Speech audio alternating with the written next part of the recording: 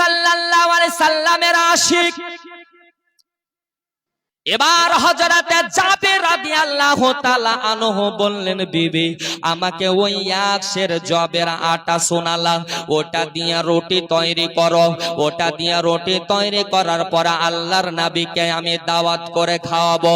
এবার হযরতে জাবির বলেন, বিবি গো এবার রুটি তো খাওয়াবো, কিন্তু রুটি খেতে গেলে একটা তরকারি দরকার, বাড়িতে সেরকম কোন তরকারি আছে বলো। এবার হযরতে জাবির রাদিয়াল্লাহু তাআলা আনহুর বিবি বলে স্বামী গো বাড়িতে সেই রকম কোন তরকারি নাই, তবে বাড়ির মধ্যে একটা ছোট্ট ছাগলের বাচ্চা আছে। এবার ওই ছাগলের বাচ্চাটা যদি এখন জবাই করেন, ওই ছাগলের বাচ্চার সুবহানাল্লাহ গোশত হবে আপনার তরকারি, আর সুবহানাল্লাহ রুটি হবে খাবার। আল্লাহর নবী সাল্লাল্লাহু আলাইহি সাল্লামের এবার সাহাবী এবার হযরত জাবির বলেন, ও বিবি তুমি রুটি তৈরি করো, আল্লাহর নবীকে আমি দাওয়াত করে আসছি।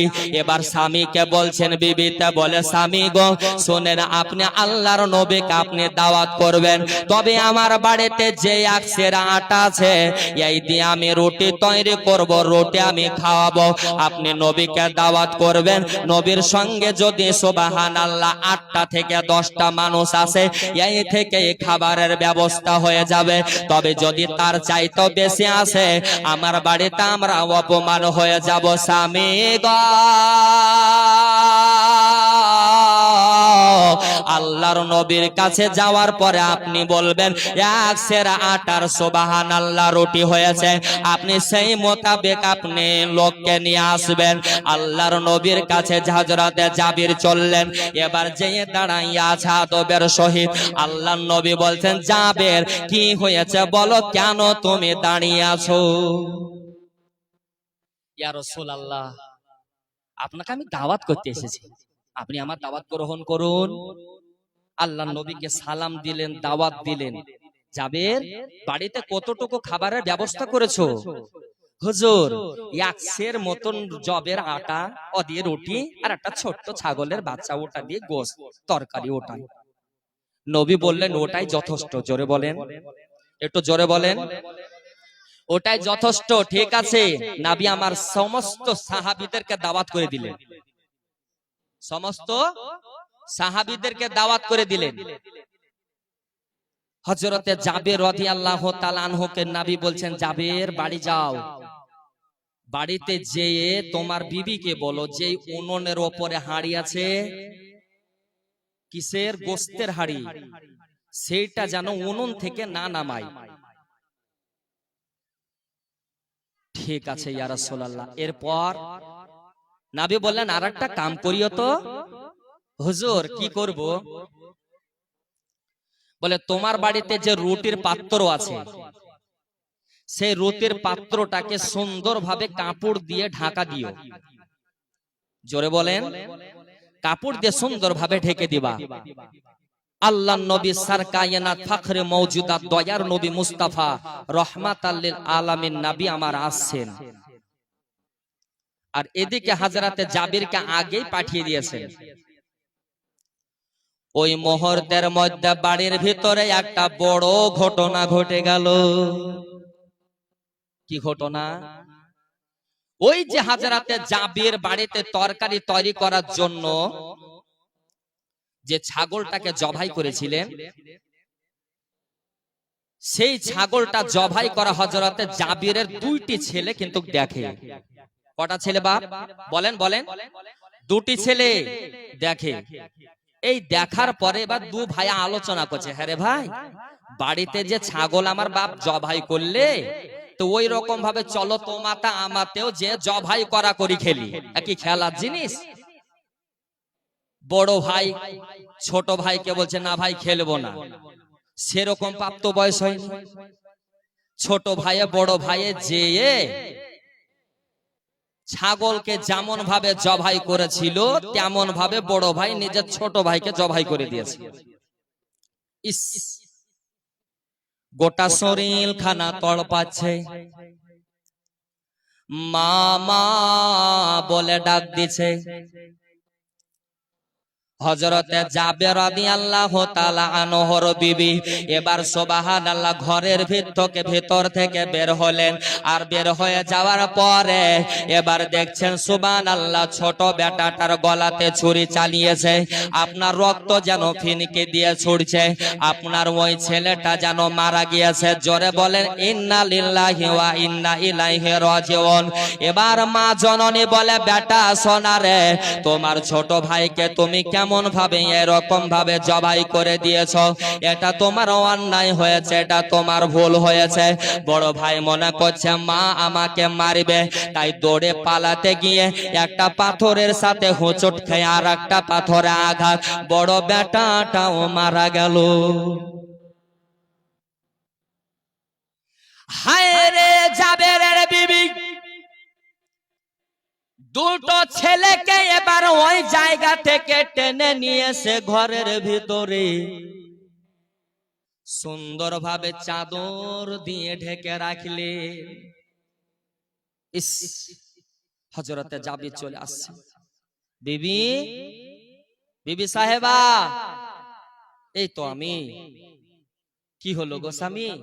এই আল্লাহ নবী আসছে গো। ভালো কথা। চোখ ভরা পানি মুছে নিলেন, স্বামীকে জানতে দেন না। জোরে বলেন কেন জানেন? নবী পাকের মহব্বতে। জোরে বলেন নবী পাকের মহব্বতে স্বামীকে জানতে দেন না। সুন্দরভাবে ঘরের ভিতরে চাদর দিয়ে ঢেকে রেখে দিয়েছে। স্বামী, কি হলো? এ বিবি, ওই যে উনুনের উপরে যে হাঁড়িটা আছে গোস্তের, ওটাকে সুন্দরভাবে ঢেকে দাও, উনুন থেকে নামাবা না। ঠিক আছে। আর রুটির পাত্র ঢাকা আছে যেমন ভাবে, তেমন ভাবে ঢাকা থাক। যদি ঢাকা না থাকে তো সুন্দরভাবে ঢেকে দাও। ঠিক আছে স্বামী, তাই হবে। হযরতে জাবের রাদিয়াল্লাহু তাআলা আনহু এই রকম ভাবে স্বামী স্ত্রীতে আল্লাহর নবীর অপেক্ষা করছেন। আল্লাহর নবী আমার আসলেন, দরওয়াজার কাছে এসে নবী আমার সালাম দিলেন। জোরে বলেন সুবহানাল্লাহ।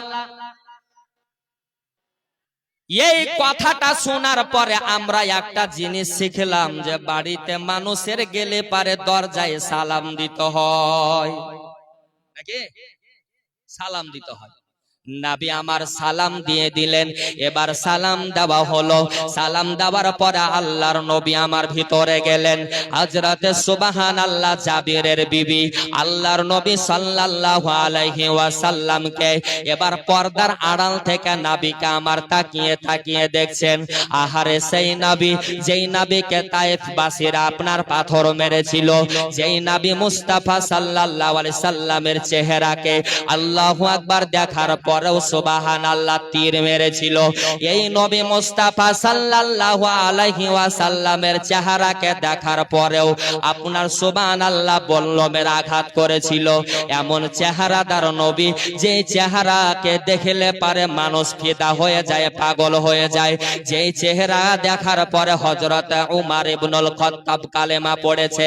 এই চেহারাদার ব্যক্তিটাকে কেমন ভাবে পাথর মারলো, কেমন ভাবে তীর মারলো, কেমন ভাবে বল্লম মারলো, তাদেরকে দিলে রহম হয়নি, তাদের দিলে কি আপনার মায়া হয়নি।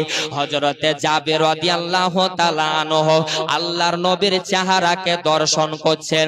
আল্লাহু আকবার, আল্লাহু আকবার। আর নবীর চেহারা দেখে নিজের অন্তরকে ঠান্ডা করছেন। তার কারণ পেটের মধ্যে সুবহানাল্লাহ, বুকের মধ্যে আরেক জ্বালা, সেটা হলো ছেলে আপনার মারা যাওয়া। এবার হযরত আল্লাহর নবী সাল্লাল্লাহু আলাইহি ওয়াসাল্লাম বললেন, জাবের চলো তোমার উনুনের কাছে। নবী আমার গেলেন। যাওয়ার পরে উনুনের উপরে গোশতের হাঁড়ি, নবী আমার থুতু মোবারক জবান থেকে বের করে গোশতের মধ্যে ছিটিয়ে দিলেন। জোরে কোন সুবহানাল্লাহ। আল্লাহর নবী থুতু মোবারক ছিটিয়ে দিলেন। আমরা যদি থুতু সুবহানাল্লাহ ছিটিয়ে দিই, আমাদের থুতু হলো নাপাক, আমাদের থুতু সুবহানাল্লাহ নাপাক। আর নবী মুস্তাফার থুতু মোবারক হলো বরকত। আল্লাহু আকবার পবিত্র।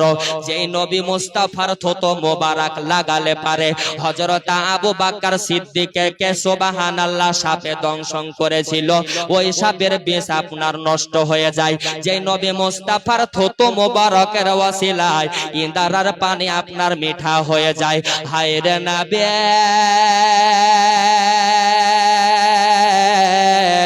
বললেন, ও জাবের শোনো, আমি থুতু মোবারক এটাতে ছিটিয়ে দিলাম, এবার সাহাবীদেরকে বসিয়ে দাও। নবী মুস্তাফা আর থুতু মোবারক নিলেন, এবার রুটিতে মাখিয়ে দিলেন। মাখিয়ে দেওয়ার পর সমস্ত সাহাবীদেরকে খাওয়াবেন। নবী মুস্তাফা সাল্লাল্লাহু আলাইহি সাল্লাম এবার রুটিগুলাকে এক একটা রুটিকে 4 করে আপনার টুকরা করলেন। এবার 4খানা টুকরা করলেন।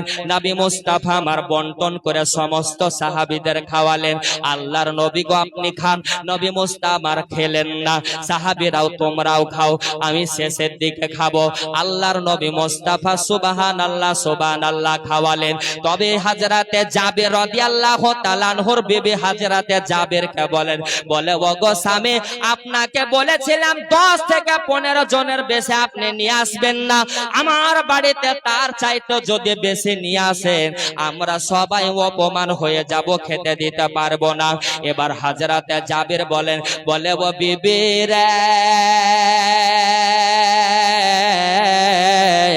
আমরা নবী মুস্তাফা এবং কয়েকজন সাহাবীর ব্যবস্থা করেছি, আর নবী শত শত ব্যক্তিকে দাওয়াত করেছে, নবী সেটাই ব্যবস্থা করে নিবে।